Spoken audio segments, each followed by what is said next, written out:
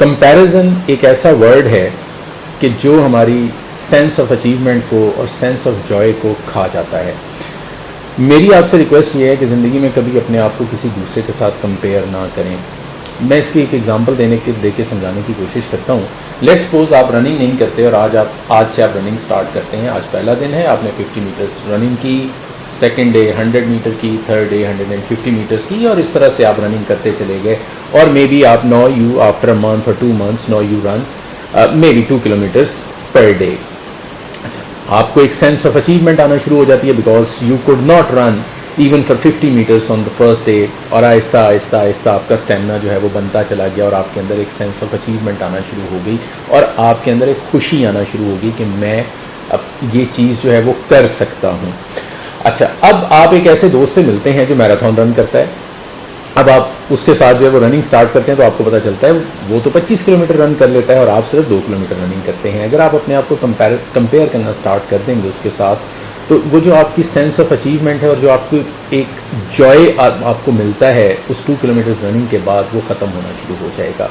So start enjoying with what ever you have and what ever you have achieved in your life. ठीक है, उस पे खुशी महसूस करना शुरू करें। मैं ये नहीं कह रहा कि अपने आप को कंपेयर उस तरह से ना करें, अपने आप को पॉजिटिवली जो है वो दूसरे के साथ जो है, of course if I buy a motorcycle then, मेरा एक दोस्त है उसने अगर गाड़ी बाय कर ली है तो मुझे उसके साथ कंपेयर नहीं करना चाहिए, मेरी मोटरसाइकिल बाय करने की खुशी भी जाती रहेगी। तो ये छोटी छोटी चीज़ें हैं जिनका हमें ज़िंदगी में ख्याल रखना है और हमें ज़िंदगी में आगे बढ़ना है। स्मार्ट वर्किंग और हार्ड वर्किंग लोग हमेशा ज़िंदगी में आगे निकल जाते हैं। रिमेंबर दिस, आपको डेली बेसिस पे इम्प्रूव करना होता है। अगर आप डेली बेसिस पे इम्प्रूव करना स्टार्ट कर देंगे तो life will hold very special meanings for you. लेकिन अगर आप जो पिछले साल कर रहे थे वही इस साल कर रहे हैं तो आपकी आहिस्ता आहिस्ता आहिस्ता डेथ होना स्टार्ट हो जाएगी। some people die at the age of 25 but buried at the age of maybe 70 or 80। उसकी रीज़न क्या है कि वो यहाँ से उनकी डेथ हो चुकी हुई है, सिर्फ उनकी बॉडी को बरी करना रह गया है। तो ये एक थॉट थी जो मैंने आपके साथ शेयर की। आई वॉज वॉचिंग समथिंग और मुझे उसमें से ये लेसन जो है वो मिला और मैंने सोचा कि आपके साथ ये लेसन जो है वो शेयर किया जाए।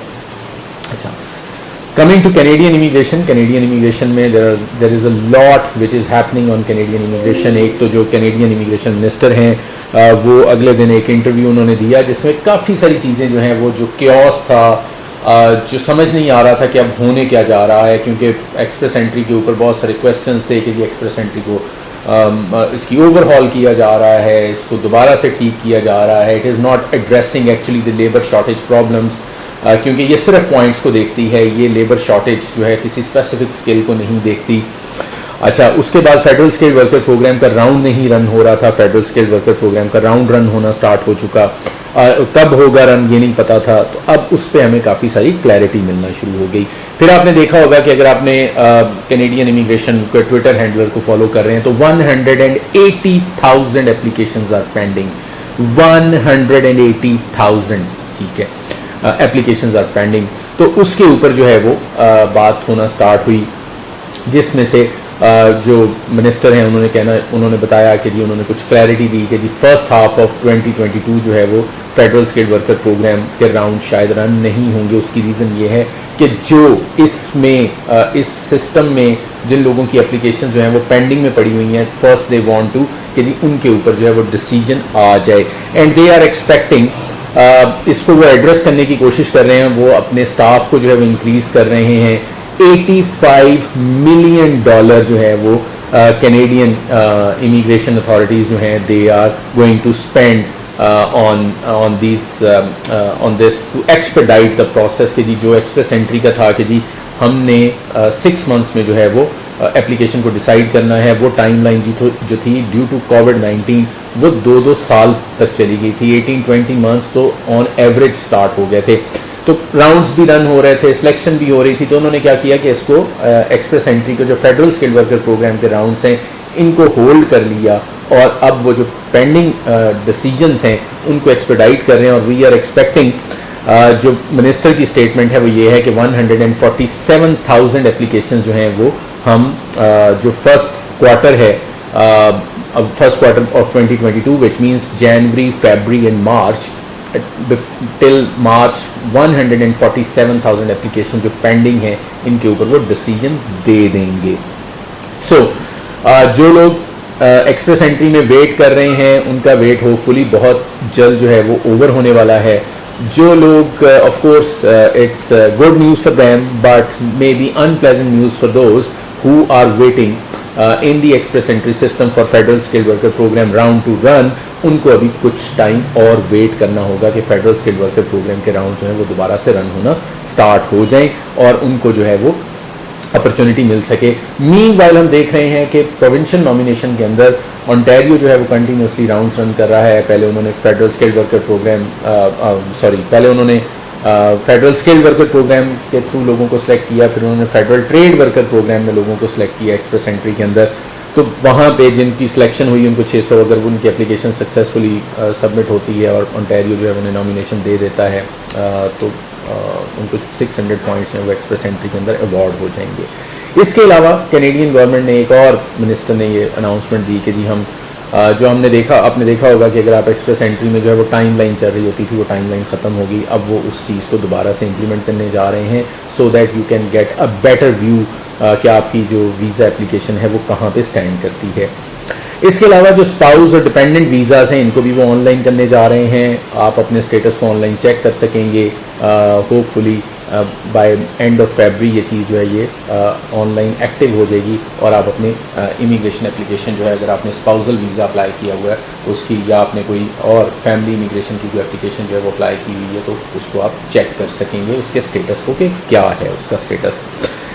अब ये कुछ न्यूज़ हैं जो आपको अपडेट इस पे करना ज़रूरी था क्योंकि पीपल आर वेटिंग कि उनकी एप्लीकेशन का क्या फेट क्या होगा, कब तक डिसाइड हो जाएगा. तो गुड न्यूज़ है इसके बाय मार्च एंड जो है वो काफ़ी हद तक एप्लीकेशन जो हैं वो डिसाइड हो चुकी होंगी.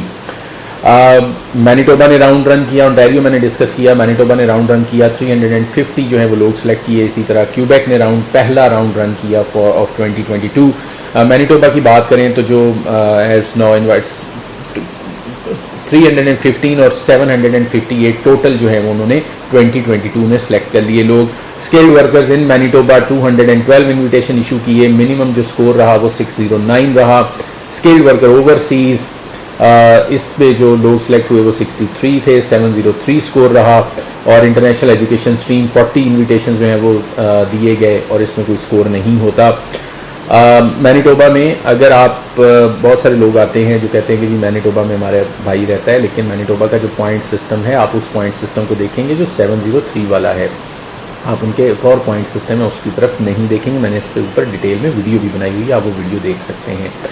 अच्छा, एजुकेशन में भी चूंकि राउंड रन करता है मैनिटोबा, रेगुलर राउंड रन करता है. तो अगर आप कैनेडियन एजुकेशन लेना चाहते हैं और आप you are an aspirant to go to Canada to get your qualification, तो फिर आपके लिए बेस्ट है कि आप ऐसे प्रोविंस में जाएं जहां पर आपको बाद में देखें एजुकेशन लेना एक स्टेप है, वहां से स्टडी कंप्लीट की तो अब क्या करना है, तो पोस्ट ग्रेजुएट वर्क परमिट आप लेंगे और उसके बाद जो है वो आप जाएंगे फॉर इमिग्रेशन.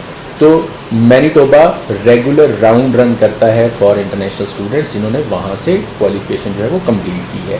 तो Manitoba can be an ideal choice for students कि वो वहाँ पर चले जाएं और डायरेक्टली जो है वो उनकी बजाय इसके कि वो पोस्ट ग्रेजुएट वर्क परमिट और उसको लंबा करके तब जाके परमानेंट रेजिडेंसी की तरफ जाएँ, वो directly the moment they complete their qualification तो वो अपना इंटरनेशनल स्टूडेंट स्ट्रीम के अंदर जो है वो अप्लाई कर सकते हैं.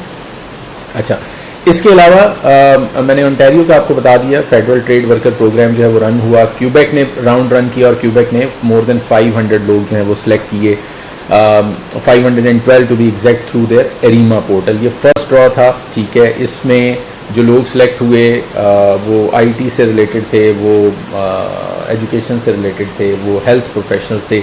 ये लोग उन्होंने सेलेक्ट किए और क्यूबेक ने जो है वो अपना टारगेट जो है वो इंक्रीज़ कर दिया है for 2022. Hopefully they would be selecting almost 50,000 plus लोग जो हैं वो क्यूबेक सिलेक्ट करेगा.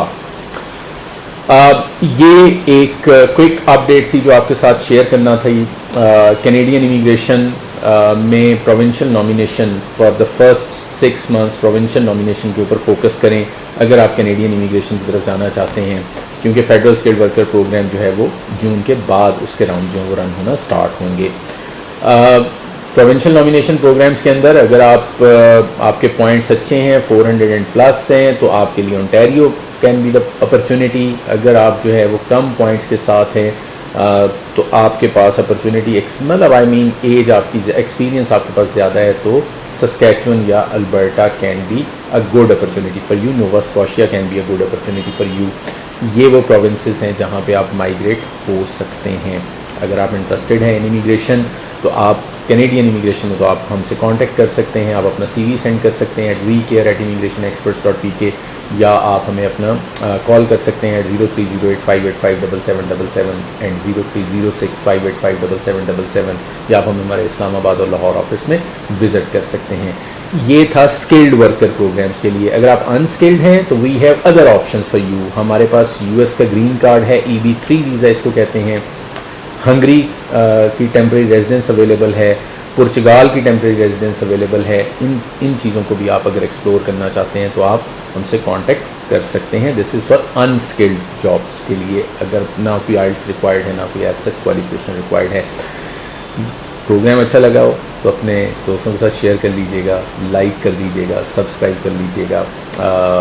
आप अगर फेसबुक पे देख रहे हैं तो फॉलो कर लीजिएगा। अगर आप यूट्यूब पे देख रहे हैं तो सब्सक्राइब, ये जो बेल आइकॉन है इसको हिट कर दीजिएगा। Thank you very much for watching. इंशाल्लाह अगले प्रोग्राम में आपसे दोबारा मुलाकात होगी।